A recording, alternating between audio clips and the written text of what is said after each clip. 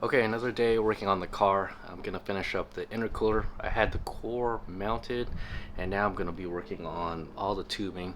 Hopefully it fits between that oil cooler. If you didn't see that other video, there's gonna be a problem area I think that I'm gonna have to tackle.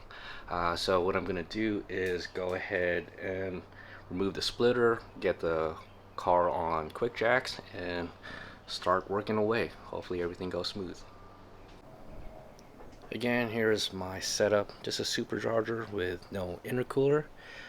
One step I did forget to mention that I need to do is remove the existing tubing, so I'll be working to remove that pipe, which is from the supercharger to the intake manifold, and I think that's it.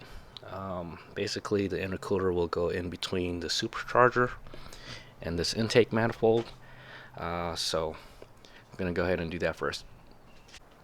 So I was able to get the pipe off. This is the pipe where the supercharger compresses the air and goes into it, passes through this pipe, and then into the intake manifold. The reason I have this pipe is so I could weld this bung where the water inject nozzle goes into, and that looks like this.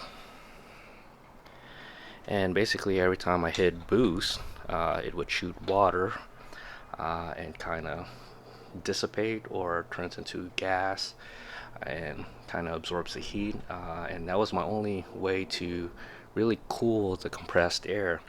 Again, this was my temporary substitute for an intercooler, but now I might do both. I might put the intercooler and still keep the water inject and get as much cooling as I can into the car.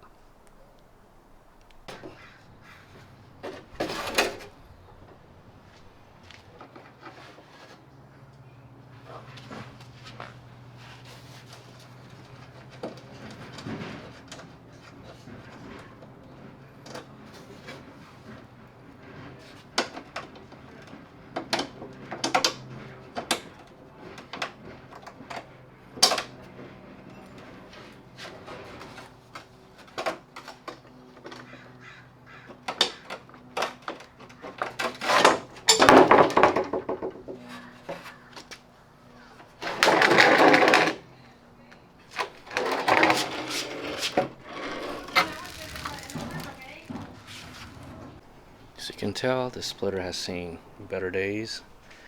A lot of scuff marks here. Bolts are rusting out. This one looks like it's about to break through. I think this was from my other incident one time. All this scrapage here, you can thank Laguna corkscrew.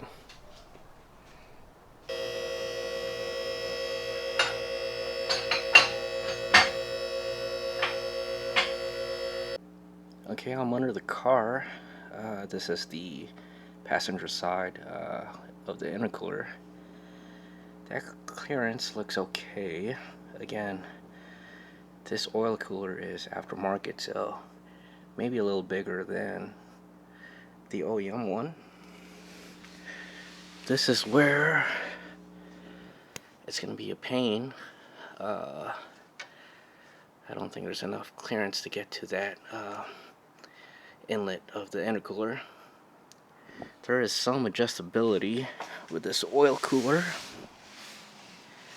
I think if I loosen this, it has a little slot, so I'm hoping it gives me some adjustability. And plus the hose on this side I believe is silicone, so maybe it could kind of compress here. So we'll try it out.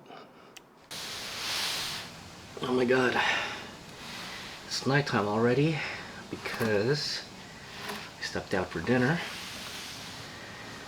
I put my long sleeves and my mechanic suit on because it's getting cold at night and I am working out at a carport. I got the inlet tubing on. I'll show you guys the clearances. in a little bit, and I've just been fighting the outlet tube that goes into the intake manifold. This is my third time installing this, so hopefully it goes in correctly this time around.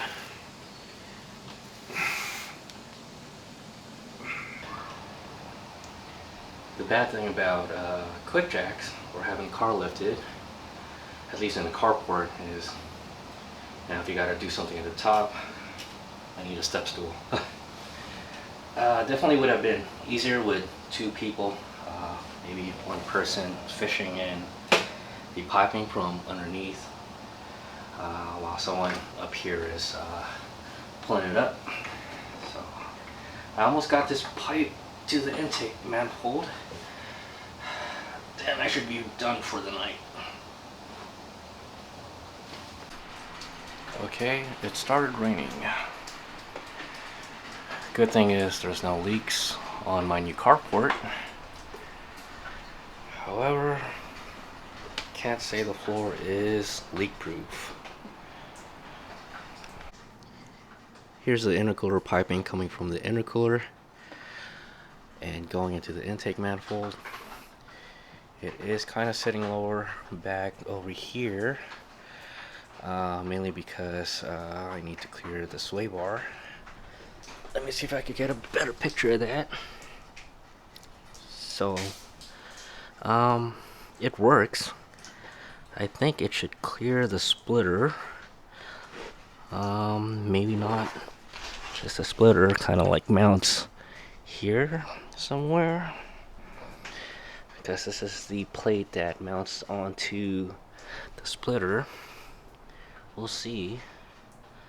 But the bigger problem is, since that sits lower,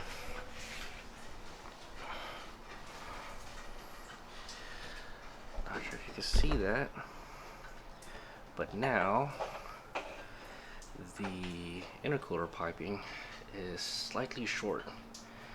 I could bend that tube on the bottom to the right, no problem. Maybe just need a little extension piece there to get it mated up, but this whole thing is just a tight fit.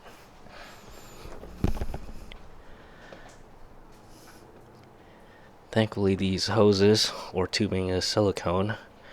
Definitely need the flexibility to fit it there. So I got everything I wanted to do today done.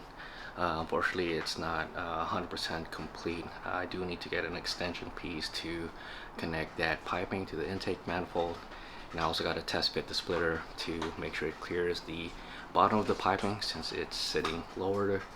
And again, it had to sit lower because the piping needed to clear the oil cooler hoses as well as the sway bar. So that'll be the next step.